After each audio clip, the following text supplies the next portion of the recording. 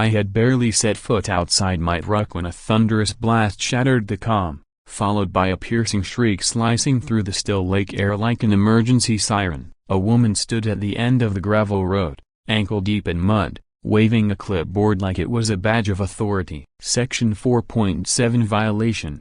She bellowed, her voice sharp as broken glass. That red maple has to go or you'll be fined $500. She jabbed her finger toward the tree in my front yard as if it had personally offended her. Ever been threatened with eviction over a tree? Leave a comment and tell me where you're watching from, because things spiraled faster than a cable news scandal from here. That maple wasn't just a tree, it was the fuse. And she didn't yet realize she'd lit it. What she also didn't know was that I wasn't some clueless outsider. I knew every inch of this land. I didn't just buy a cabin, I owned the entire lakefront. You there, Mr. Prescott?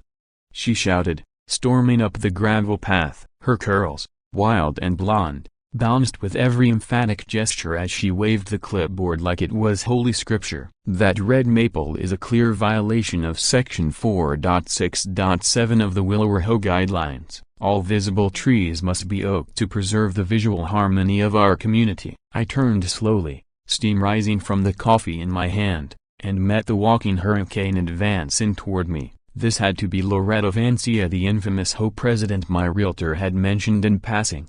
Though mentioned was proving to be a laughable understatement. She thrust the clipboard so close to my face I had to lean back. A perfectly polished nail tapped a highlighted paragraph like it was a loaded weapon. You have 48 hours to remove that tree and replace it with an approved oak or you'll be fined. Continued refusal will result in property seizure, she warned, her smirk tight-lipped and gleaming with a twisted sense of triumph. I kept my expression neutral, though irritation bubbled just beneath the surface. Good morning to you too, Miss Vance. I don't believe we've officially met. I'm Nolan Prescott. I extended a hand. She looked at it like it was a snake and didn't bother taking it. I wasn't aware of any specific restrictions regarding trees, I continued. My purchase agreement didn't mention landscaping rules beyond routine upkeep.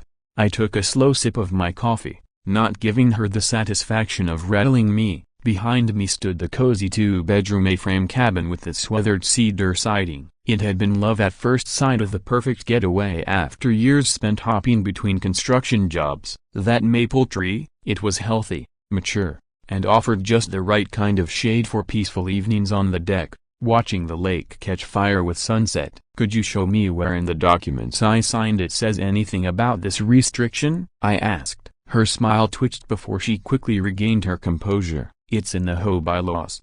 You agreed to them at purchase. Perhaps you should have read them more carefully, she said, adjusting a plastic beaded necklace that clashed with every piece of her already chaotic outfit. I read every word of what I signed, I said evenly. Years as an engineer had trained me to never miss a detail. Mistakes on paper led to failures in the field. Would you mind if I took a closer look at that particular bylaw? She clutched the clipboard like a life preserver. I'll email it to you. But ignorance isn't a defense, Mr. Prescott. We have standards here at Willower. She stepped back, her heels sinking into the soft ground. You'll regret coming here if you think you can shake things up. With that, she turned on her heel, her dress billowing behind her like a rogue bedsheet caught in the wind. I watched her march off, noting how she stopped to talk to an A-borrow, gesturing animatedly back in my direction. Later that day, I laid out every document from my purchase on the kitchen table and combed through each page, searching for any mention of tree restrictions. Nothing, not a single word. I opened my laptop and searched for the Willower HOA bylaws. They weren't publicly posted, a red flag for any legitimate organization. Then, an email arrived from Loretta. Attached was a PDF she claimed was the official bylaw document, with Section 4.7 highlighted. All trees visible from the lake must be native oak varieties to maintain the historic aesthetic of Willower. The document looked a broken bar off, amateurish formatting, no official header. It felt thrown together. I leaned back in my chair and looked out the window at the maple tree, its leaves glowing in the golden afternoon sun. Something wasn't right. The lake shimmered in the distance, peaceful and indifferent to the squabbles unfolding around it. That evening, A formal letter appeared in my mailbox. This one was on whole letterhead demanding compliance within 7 days or further action up to and including property seizure would follow. I stood on my deck, the letter crumpling in my tightening grip. As I watched the sun dip low over the water, across the lake, Loretta stood talking to another group of residents, her eyes flicking toward my property as she spoke. I'd worked with difficult clients, I'd handled job sites with every kind of chaos, but this wasn't business. This was something else, personal, hostile. I slowly smoothed out the letter, folded it cleanly, and tucked it into my desk drawer. If Loretta Vance wanted a war over a maple tree, she was about to learn I wasn't the kind of man who backed down. That night, I dove deeper into my grandfather's will as the one that had provided the means for me to buy this cabin. Among the legal jargon, a parcel number caught my eye. It referenced something on the eastern shore, though its meaning wasn't immediately clear. I flagged it for later. For now, more urgent matters demanded my attention, namely, an HOA president who had declared war over a maple. At sunrise the next morning, I set out with a camera to inspect my property boundaries. As I snapped photos along the lakefront, a man in worn denim overalls approached from the cabin next door. "Morning. You must be the new guy." "I'm Curtis Hale," he said, offering a strong, straightforward handshake and a smile that felt genuine. "I take it you saw the Queen in action yesterday?"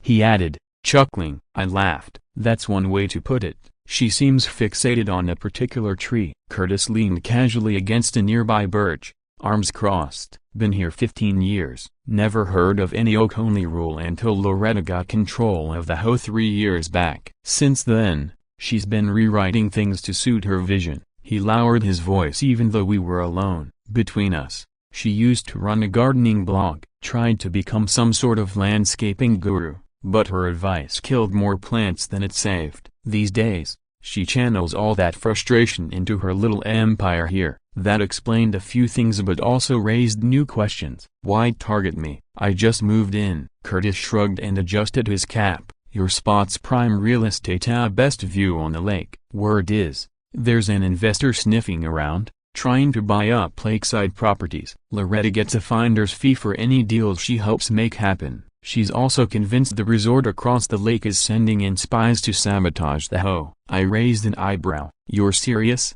"Oh, dead serious." "She thinks you're one of them." "Watch yourself," Curtis warned. "She's already spreading talk that your maple's some kind of insurgent landscaping move. Got to run a pipe burst over at the Wilsons' place. Good luck with the tree situation." As he walked off, I called out my thanks. Back inside, I started digging into the history of Lake Willowmer. According to legend, the lake was named after ancient willows believed to shield the area from storms. Old photographs showed a rich mix of trees along the shoreline, not just oaks.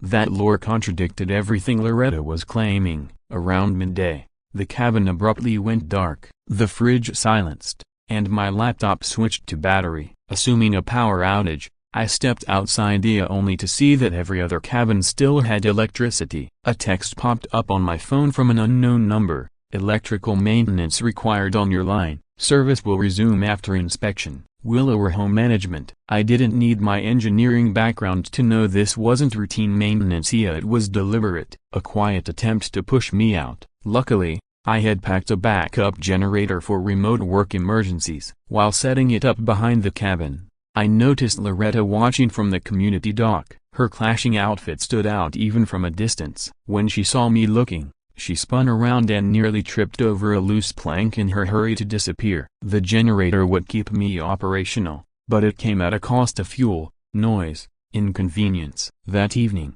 another letter appeared in my mailbox. This one demanding a sudden assessment fee of $1,000 for electrical issues allegedly isolated to my cabin. These penalties weren't just arbitrary, they were tactical. Loretta was applying financial pressure, trying to wear me down. I left a message with our old family lawyer about the parcel number from my grandfather's will, just in case there was more to uncover. But for now, the war wasn't about history, it was about power, both literal and political. The next day, I noticed a shift. Neighbors who had smiled days before now avoided eye contact. At the mailboxes, a woman I'd met during move-in turned abruptly and walked away. In the small grocery store, Conversations hushed the moment I stepped inside. Loretta had clearly gone to work spinning her version of events. As I was loading bags into my car, I spotted Curtis walking by. He made a discreet hand signal, motioning for me to follow. I met him behind the store. "Just a heads up," he said. "Loretta called an emergency home meeting last night. Only her loyalists got word. She showed photos of your place and claimed your maple's just the first step in some grand scheme to tank property values." I leaned against the car, exasperated. "She thinks I'm a corporate saboteur? I'm a structural engineer. I just wanted a quiet place to work." Curtis gave a sympathetic nod. "Yeah, well, logic's never been her strong suit. There's someone you should talk to, Meredith Lyle. She's fairly new here, works at the local bank. I think she's skeptical of Loretta's nonsense, but she was pressured into going along with the vote against you." That evening, still running on generator power, I received a text from an unknown number, concerned about HOA situation. "Meet at Lakefront Coffee Shop tomorrow at 11 a.m. A Meredith." Finally, a possible ally. But I was starting to see the broader picture. This battle wasn't just about a tree. The maple had become a symbol and something much deeper and far more calculated. I reopened my property files and reviewed every detail of parcels, deeds, boundary lines with a renewed sense of purpose. If my instincts were right, Loretta's grip on this place might rest on legally shaky ground. As night fell over the lake, movement near the edge of my land caught my eye. I stepped quietly onto the deck and recognized the figure, Warren Tate, a retired real estate attorney who lived across the water. He wasn't trespassing, just standing along the public shore, watching.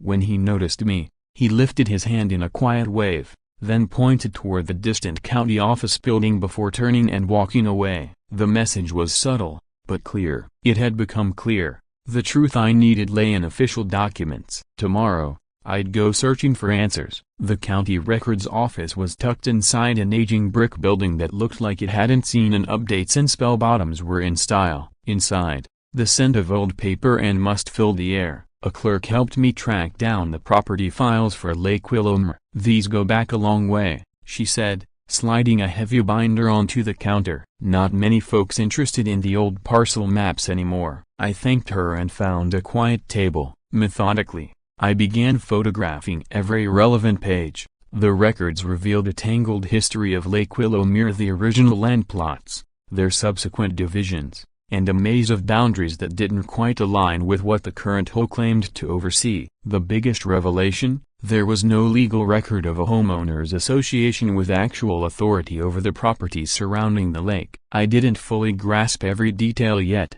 but it was clear something about the existing power structure didn't hold up. Later that afternoon, I made another significant discovery. After my scheduled coffee meeting with Meredith Lyle was abruptly cancelled via a suspiciously generic text, I decided to visit her at the bank where she worked. Meredith greeted me with a jittery smile and led me to her desk. She constantly adjusted her glasses, eyes flicking toward her manager's office every few seconds. "There's something off about the HOA accounts," she whispered, leaning in. "Loretta doesn't let anyone see the full books, but I've come across a few things in passing, broken bar transactions that don't match what she tells residents." She pulled a folded sheet of paper from her drawer and passed it to me discreetly. "These are a few dates and amounts. I can't do more if she finds out. I could lose my job. But you need to know if something's wrong." I thanked her quietly, impressed by her willingness to help despite the obvious fear hanging over her. That evening,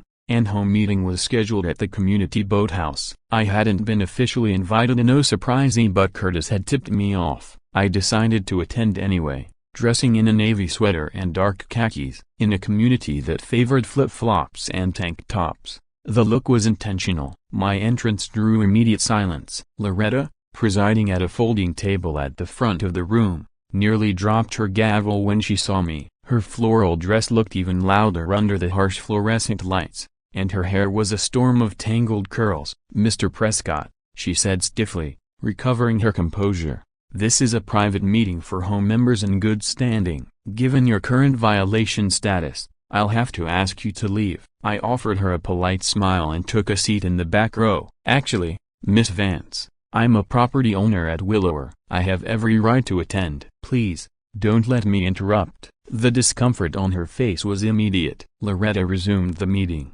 glancing my way more often than not. When she reached an item labeled Compliance Issues A Lot 17, I recognized the number as mine. We have documented proof that the owner of Lot 17 has deliberately interfered with community electrical systems, she announced, clicking through a slideshow of grainy photos. None of the images actually showed my property, just some aging infrastructure and rusted junction boxes. She continued, due to these damages, an emergency assessment was necessary, as you've already been notified. I raised my hand calmly. Miss Vance, just out of curiosity, could you explain where the HOA derives its authority? I mean, legally speaking? Her expression twitched. She straightened her stack of notes without answering. We need to move along to the next item, she said curtly. But I noticed heads turning, eyebrows raised. Doubt was starting to sprout. One woman in the second row even turned halfway toward me, her expression no longer suspicious, just curious. Loretta pressed on, but her voice grew clipped. She rushed through the remaining items, snapping at residents who asked questions. When an older gentleman inquired about the maintenance budget, she dismissed him with vague promises about upcoming improvements. By the time she called for a vote to increase quarterly dues, the atmosphere in the room had shifted. A few attendees who had been nodding along at the start now exchanged uneasy glances. Loretta might still have control, but her grip was weakening. The early support Loretta had enjoyed was beginning to falter. A few residents exchanged uncertain glances as she called for a vote. All in favor of the increase?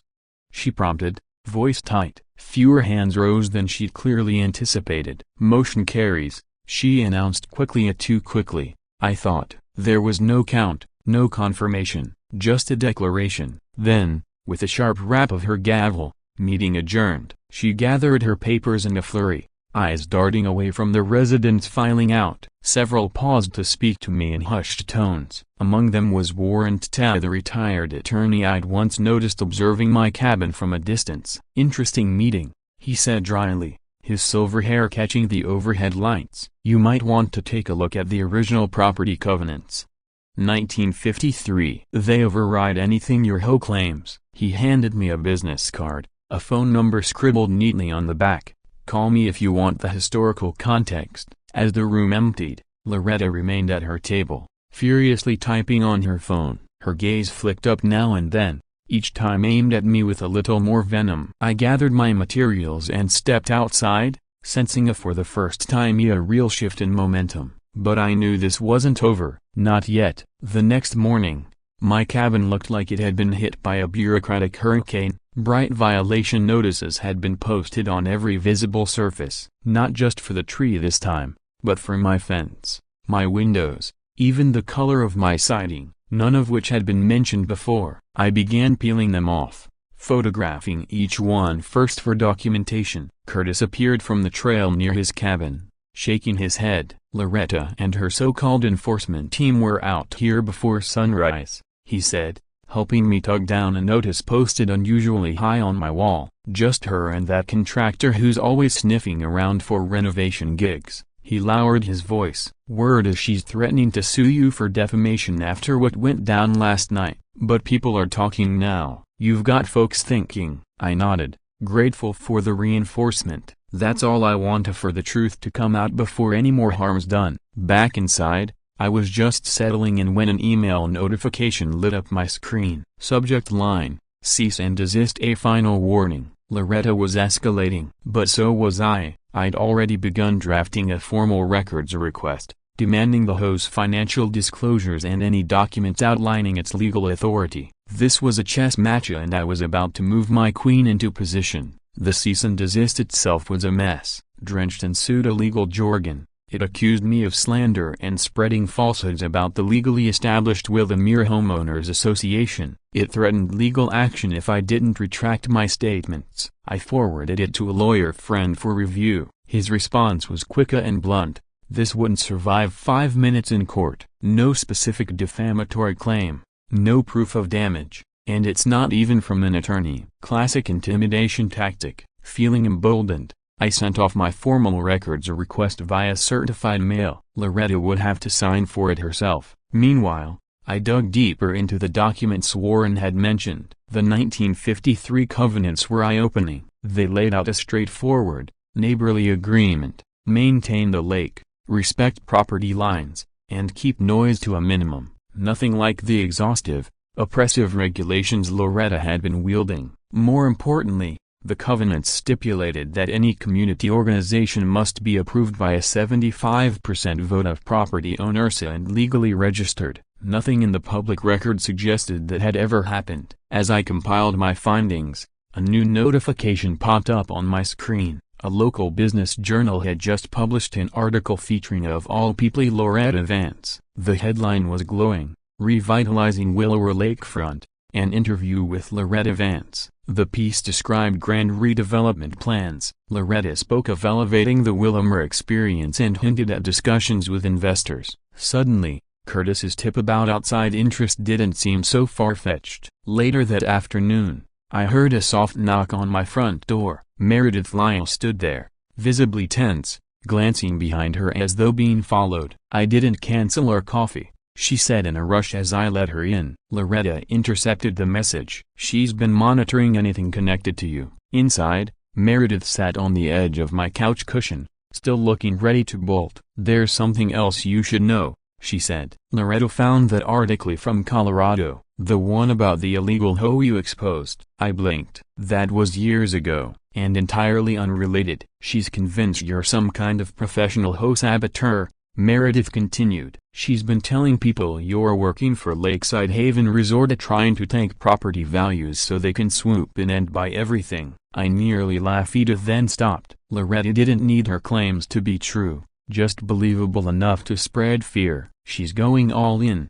I said quietly. Meredith nodded. "And she's not going to stop." The accusation was laughable if it hadn't already begun damaging my reputation. "I've never even been to Lakeside Haven," I told Meredith, incredulous. "That's pure fiction." She lowered her voice even further. "There's more. Loretta's hired someone to inspect your property tomorrow. Structural violations. I think they're looking for an excuse to declare your cabin unsafe and maybe even condemn it." I thanked her for the warning, but concern crept in. "Won't Loretta suspect you spoke to me?" Meredith stood, her spine straightening with sudden resolve. "Probably, but people are getting fed up. The fees keep rising, and those improvements she always talks about never happen. I'm not the only one asking questions anymore." After she left, I didn't wait. I installed security cameras at key points around my property, an investment that would prove crucial far sooner than I expected. That evening, I reviewed the growing file of evidence I'd compiled. Contradictory bylaws, suspicious financial activity Meredith had flagged, property records showing no formal HOA registration. Piece by piece, I was building a strong case.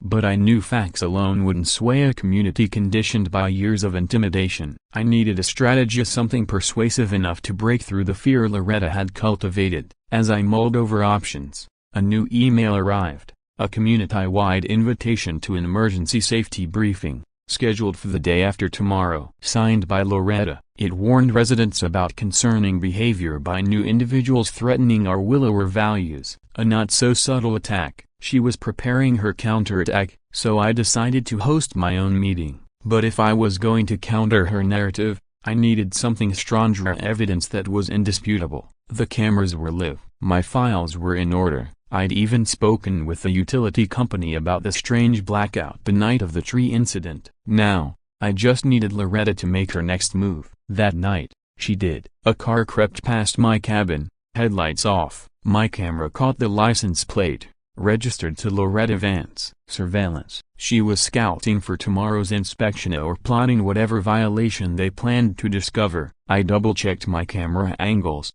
ensuring every path to my property was covered. Just after midnight, I received an anonymous email. "Leave Willowmere now or face the consequences. We know what you really are." Childish, threatening, and absurd. But for someone else, it might have been enough to drive them out. Not me. If anything, it steeled my resolve. I traced the IP address. It originated from the Willowmere Community Center, Loretta's office. I added the threat to my evidence folder and tried to rest. As I drifted off, I remembered something my grandfather used to say: The truth doesn't mind being questioned, it's lies that get defensive. And Loretta was getting very defensive. By morning, my cameras had captured 3 separate vehicles circling my property throughout the night. Residents, watchdogs, or Loretta's people, either way.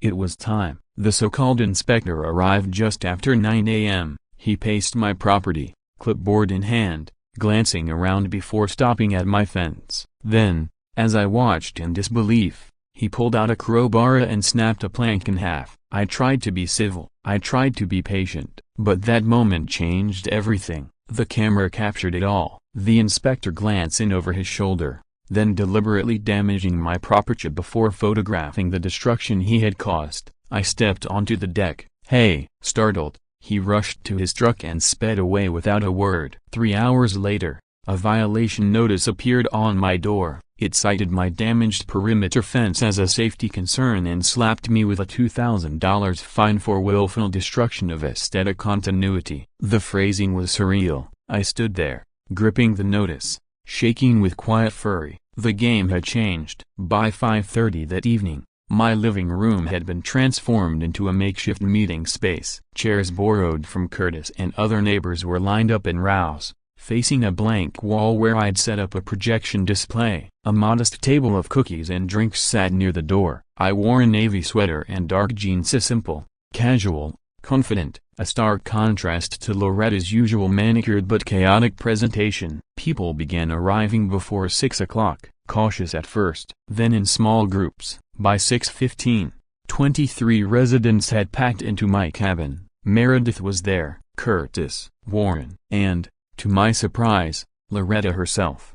She slipped in last, standing stiffly at the back, arms crossed. Her floral dress looked disheveled, the hem streaked with dry mud. I stepped to the front of the room and took a breath. My voice was steady, despite the tight coil of adrenaline in my chest. Thank you all for coming. I've called this meeting because I believe we all deserve transparency about what's happening in our community. I clicked to the first slide, a scanned image of the original 1953 property covenants. Willamere began as a peaceful lakeside retreat. The earliest agreements between neighbors were simply focused on mutual respect and shared stewardship. From there, I walked through the legal requirements for forming a homeowners association in our county, requirements that, as the next slide showed, had never been met at Willamere. With each point, I noticed glances exchanged among the residents. A few heads nodded. Even those who'd previously kept their distance were now paying close attention. At the back of the room,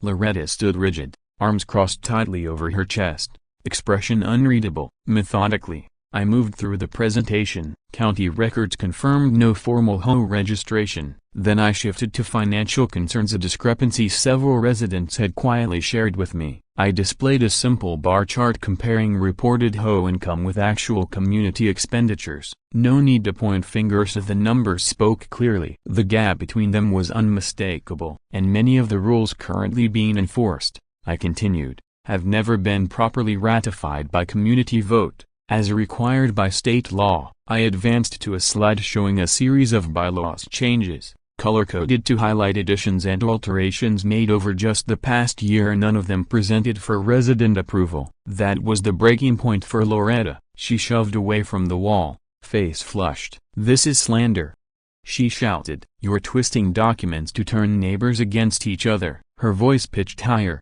"He's working with Lakeside Haven. They want to buy us out to turn this place into luxury condos." The room fell into a tense, uncomfortable silence. I let it linger. "I have no affiliation with Lakeside Haven or any other development group," I said calmly. "I'm just a homeowner asking for due process and honesty." I clicked to the next slide, an article quoting Loretta herself, discussing potential redevelopment of Willamere. "It seems there are plans involving property acquisitions," I added. "But they didn't come from me." Low murmurs rippled through the crowd as the implications sank in. An elderly woman near the front raised her hand. "Are you saying our HOA isn't even legal? That we've been paying fees for nothing?" I answered with care. "What I'm saying is that the legal procedures necessary to give the HOA enforcement authority were never followed. Cooperation is important, but it should be built on trust and transparency, not fear." Then Meredith stood up. Her voice trembled slightly at first, but steadied as she continued. "Last month, Loretta asked me to sign backdated meeting minutes approving a special assessment that never happened. When I hesitated, she implied my mortgage application might face complications if I didn't agree. Gasps filled the room. Another resident spoke up. She told me my boat dock was against regulations she made up the day after I didn't vote for her landscaping contract. Voices joined in. Selective enforcement, arbitrary fines, retaliation. The dam had broken. Years of bottled frustration came pouring out. Loretta's expression shifted. Gone was the angry authoritarian. Her voice softened, and tears welled in her eyes. I've only ever tried to protect Willamere, she said. Everything I've done has been for the good of the community to preserve our values and property. It was a practiced pivot from oppressor to victim, but I was ready. Speaking of our environment, I said, gently steering the conversation back to the facts, I'd like to revisit the issue that started all this. I clicked to a sequence of historical photographs of Lake W. There's no historical basis for claiming that only oak trees belong here, I explained. In fact, Willamere's name derives from the willows that have always thrived along these shores. Next, I presented county ecological guidelines, which recommended planting a variety of native species to prevent disease and soil erosion. Loretta's claim that my trees were out of place had just lost its last leg of support. Then, for my final slide, I played the security footage. The inspector, crowbar in hand, clearly breaking a section of my fence, then photographing the very damage he caused. Gasps again, louder this time. Loretta's expression hardened. This proves nothing, she snapped. He doctored that video. But the accusation rang hollow. No one looked convinced. I ended the presentation with a proposal. I suggest we meet again tomorrow at the community pavilion to discuss how to move forward together to create a legitimate,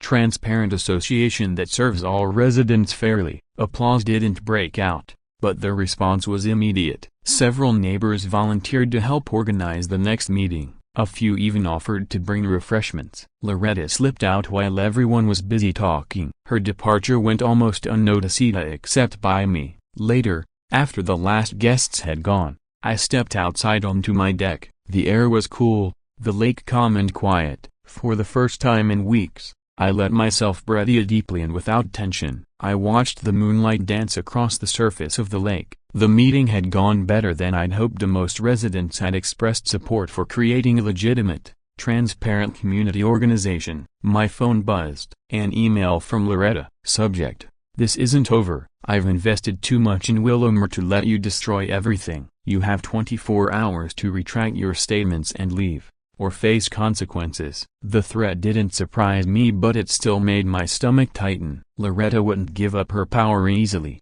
not with potential development deals on the horizon. As I considered my next steps, a text came through from Warren. Check property records for transfer dates. Found something interesting about HOA formation timing. I smiled at the screen. The final piece was falling into place. Tomorrow, I'd play my ace. The truth about who actually owned Lake Willamere. The next morning, the neighborhood was buzzing with activity. A few residents had created a group chat to share research on legal HOA requirements. Curtis reported that Loretta had been spotted at dawn, loading boxes of documents into her car at the community center. Meredith chimed in. There had been suspicious withdrawal attempts from the HOA account. The bank's security protocols had flagged them before any funds were moved. Loretta was preparing for a last stand, scrambling to secure whatever resources she could. Taking Warren's advice, I headed to the county records office. I requested certified copies of specific property transfers and boundary surveys. The clerk,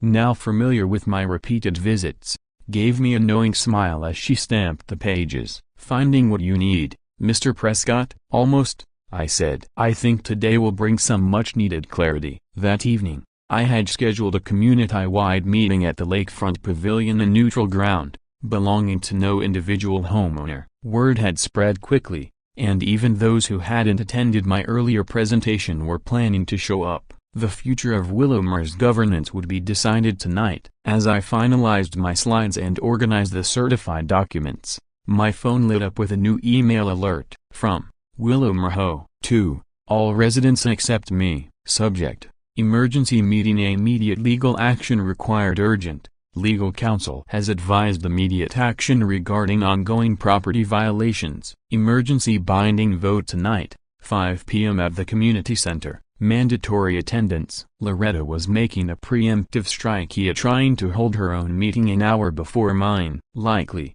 she was hoping to pass some sort of resolution before I could present the truth. I quickly contacted my supporters and encouraged them to attend both meetings to witness what was unfolding firsthand. At 4:45 p.m., I walked into the community center, quietly taking a seat at the back. My folder of documents rested on my lap. The atmosphere was thick with unease. Loretta, dressed in her most ostentatious floral print yeta mud caked on her shoes, stood at the front beside a man in a poorly fitted suit. She introduced him as the HOA's legal counsel, though no firm name or credentials were given. Due to urgent circumstances threatening our community standards, she began, her voice pitched higher than usual. We must take immediate action regarding ongoing violations at Lot 17. The so-called attorney stood as counsel. He announced, clearing his throat with exaggerated gravity, I recommend immediate property seizure under Bylaw 7.3,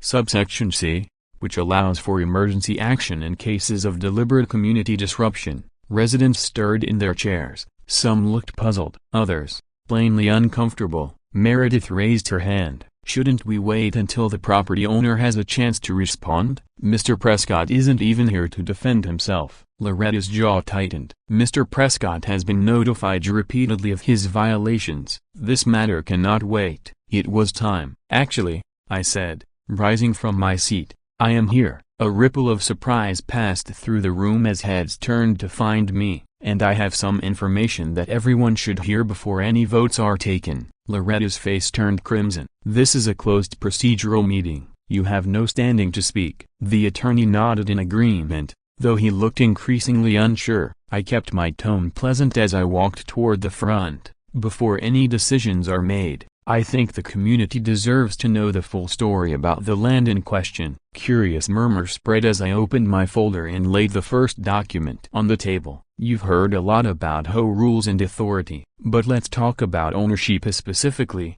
Who actually owns Willowmere? I pointed to the title deed. In 1953, my grandfather, Edward Prescott, purchased the entire eastern shore of Lake Willowmere including the lakebed, to the center line. He later sold individual cabin lots, but he kept ownership of all common areas, the shoreline, lake access points, even the roads. I placed additional documents down as certified boundary surveys, transfer records. Those property rights passed to my father, then to me. I am the legal owner of the land under this building, the dock, the pavilion, and the connecting infrastructure. Gasps and startled whispers filled the room. Loretta's attorney picked up a document, flipping through it with increasing concern. These appear to be legitimate county certifications, he admitted. Loretta snatched the paper from his hands. This is nonsense. The HOA has managed these areas for years. Yes, I replied, still calm, through my family's generosity, but there has never been a legal transfer of ownership to any association. I laid out the final document in my grandfather's will,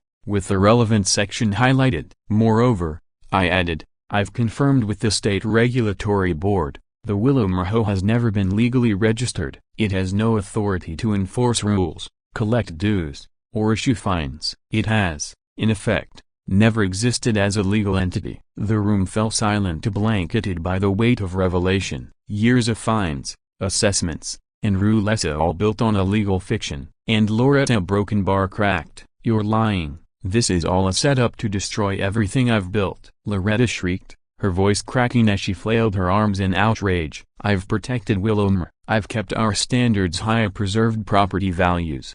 She continued, pacing frantically. In her frenzy, she struck a water pitcher, knocking it off the table. It shattered on the linoleum floor, water spreading silently as the room went still. Keeping my voice steady, I said, there's one last detail I'd like to share. I placed a set of bank statements on the table, documents provided discreetly by the fraud investigations team following Meredith's earlier report. They revealed money transfers from the HOA account, some into Loretta's personal accounts, others directed to Canyon View developers. the company mentioned in that redevelopment article. Loretta's flush of anger drained to pale disbelief. You had no right to see those records. That's private financial information, she snapped. But then, she made her critical mistake. They were consultation fees. I earned those. I brought in potential buyers. Every sale I arranged would have helped everyone. Higher property values benefit the whole neighborhood. Her own words sealed her fate. The room froze as the truth hit. Her supposed legal counsel stood up abruptly, avoiding eye contact. We should adjourn pending further review of the documentation, he muttered, gathering his briefcase and heading out without another word. Loretta stared after him in disbelief, then turned to the room with growing desperation. You don't get it. I was going to share the commissions once the deal closed. Everyone would have benefited. Curtis rose slowly. So your plan was to sell out the community while still charging us fees and fines? He asked, voice low but cutting. Murmurs of agreement spread, long-held suspicions now confirmed by Loretta's own words. Cornered, she grabbed her purse and stormed toward the exit, her mud-smeared floral dress swinging behind her. You'll regret these, all of you, she snapped. But as she crossed the wet floor, her heel slipped. She stumbled into the doorframe before disappearing into the dusk. The room remained quiet for a moment, then all eyes turned toward me, some stunned, others angry, most just confused. Warren Tate finally spoke, his calm demeanor grounding the moment. I recommend we continue this at the Lake Pavilion, as planned. We need to decide next steps. I nodded. I've drafted some ideas for creating a legally recognized, transparent community organization if that's what the residents want. As we walked out together, a new energy stirred in the area, like a town waking from a long slumber. The truth had come to light, and for the first time, there was a real opportunity to rebuild Willowmere on mutual respect, not fear. Soon after, I received a strange offer, $300,000 for my cabin, far more than market value. A final move by Loretta, it seemed, to claw back something from her unraveling empire. Curious, I looked deeper. The county database revealed that Canyon View Developers had only been incorporated 8 months earlier. The registered agent, Loretta Vance, a loan agreement tied to the company showed she'd borrowed $1 million from a private lender, offering planned acquisitions at Willowmere as collateral. It all became clear. She needed my land to keep her deal from collapsing. I drafted a short, polite response. Thank you for your interest. I'm not selling, but I'd be curious to know more about Canyon View's development plans for Willowmere. Her reply came swiftly. Join us as a partner. $500,000 for the cabin plus 10% of profits. Final offer. I didn't answer. Instead, I forwarded the emails and documents to the state regulatory board and county prosecutor. Official investigations wouldn't move fast, but they would move. Later that day, I met with Warren. You've handled this impressively, he said. Most would have either folded or fought back rashly. I smiled. Engineering teaches you to understand systems before you try to change them. He nodded thoughtfully. So Broken Bar, what's next? What do you plan to do with the land your family owns? I'd thought long and hard about that. My grandfather never wanted Willowmere to be a dictatorship. He wanted a community. That evening, the newly formed resident committee met, and I laid out my proposal. I want to transfer ownership of the community area to a properly registered, democratically run homeowners association. The committee members exchanged glances. You just a Broken Bar give up that control? Meredith asked, surprised. I nodded. With a few conditions. The organization must be transparent, fees must reflect actual upkeep costs, and no single person should ever have full control. Major decisions require a 75% resident vote. Not long after, Richard Kessler from Meridian Investment Partners requested a meeting. Miss Vance assured us she had secured purchase rights to several key parcels. He said, clearly annoyed. We've since discovered otherwise. He pitched his idea anyway. Luxury condos, a private marina, and the demolition of most existing homes. I declined. That vision doesn't reflect this community's values or my family's legacy. Willowmere isn't for sale. The following weeks brought resolution. State and county authorities began formal investigations. The common areas were legally transferred to the new community association, complete with built-in protections. At our first official meeting, an older resident shook his head. I never even signed up for this HOA. If you hadn't spoken up, I'd still be afraid to repaint my porch, someone else laughed, or plant sunflowers. Eventually, Loretta was charged with fraud and misappropriation of funds. As part of her plea deal, she had to repay what she'd taken and perform community service. I spotted her one morning during a cleanup event wearing an orange vest over a faded floral dress, picking up trash by the lake she once claimed to protect. I watered the wildflowers under my maple tree, its roots strong and undisturbed like the truth. Justice had been served, but rebuilding trust, that would take time. That night, I received one last email, urgent compliance notice, Lakeside Haven Resort Community Association. Violations reported at property, ID number 000349, immediate attention required. The property listed wasn't even mine. One final, desperate attempt at disruption. I deleted the message and turned instead toward the lake, where willows danced in the twilight and their mirrored reflections rippled gently on the water. Never start a fight with someone who loves their home enough to protect it, I whispered, raising a mug of coffee to the night. To my grandfather's legacy. To the soul of Willowmere, the battle had been worth it, not just for a single tree or cabin, but to restore a place where respect mattered more than power. If you've ever fought back against unjust authority, you know the deep satisfaction of seeing truth win. Got neighborhood drama worth exploring? Let me know, if there's always another story waiting to unfold. Another wild ride from Ya Stories.